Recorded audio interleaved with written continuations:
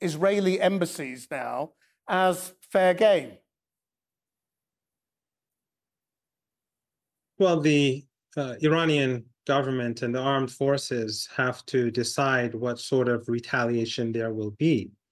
But there's no doubt that the British government, the American government, the EU, Canada, Australia, by giving full support for this genocidal regime and allowing it to commit all these atrocities and break every rule in the book and cross all red lines, that they are responsible.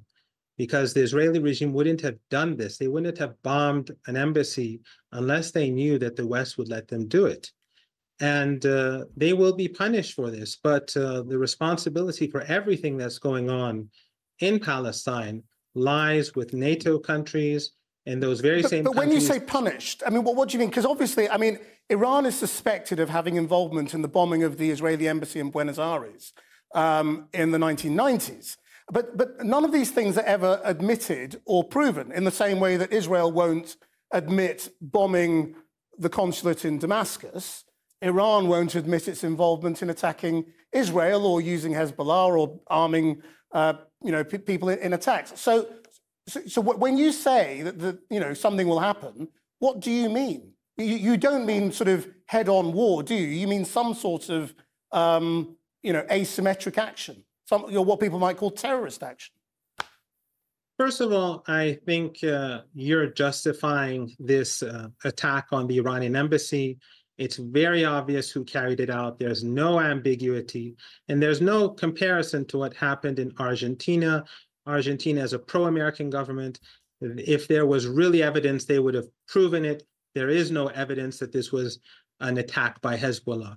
So let's not compare propaganda and speculation to facts.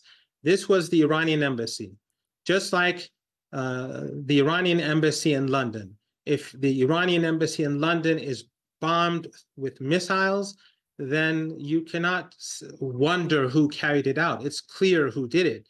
It's clear who fired those missiles. It's clear that they were American F-35s and that they were American-made missiles. So let's not pretend that anything other than what has happened. I'm just trying to get your sense of what you think the retaliation will be, because obviously we also know, from the recent election, the government in Iran is not universally popular. So how important is some sort of action in response?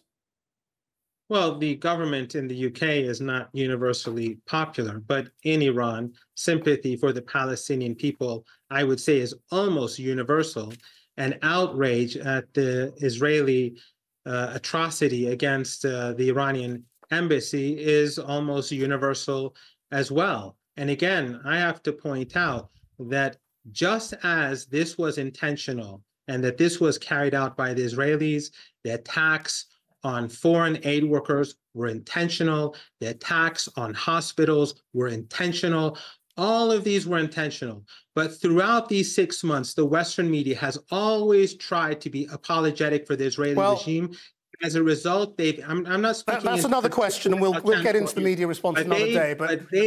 But they've empowered the Israeli regime to continue with these atrocities. We must leave it there.